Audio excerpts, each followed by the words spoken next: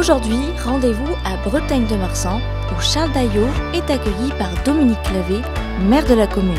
Au programme, présentation des réalisations de l'année 2020 et présentation des projets à venir en 2021. Bonjour Dominique, merci de m'accueillir à Bretagne, dans un endroit je crois qui a marqué 2020. Exactement, bonjour Charles, je suis très content de te recevoir à Bretagne de Marsan. Voilà, c'est l'ancien presbytère qui avait été transformé en logement locatif il y a une trentaine d'années et le bâtiment était vétuste et nous avons refait la rénovation énergétique de ce bâtiment dans le cadre de la dotation de solidarité rurale.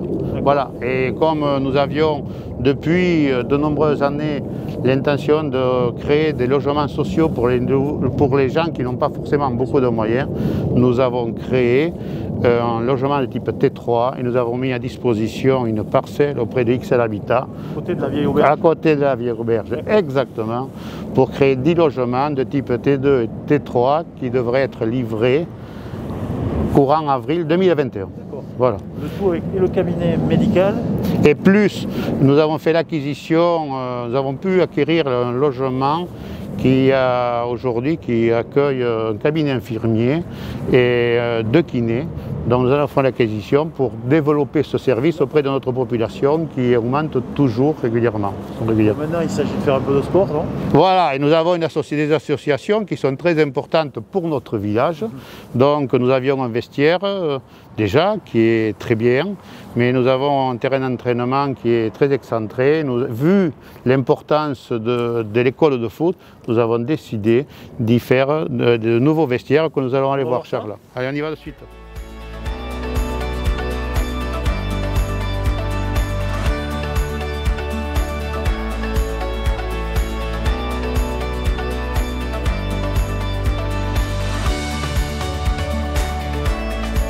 Bon, voilà, nous sommes devant à la plaine des Jeux des Galants que nous avons acquis ce terrain il y a une dizaine d'années en vue de le développer pour mettre à disposition de nombreuses associations communales qui vont du foot, en passant par la danse, par un club de boules, un club cynophile. Donc nous avions une demande très récurrente de notre association communale qui a une quarantaine d'années, la SEB, de vestiaires.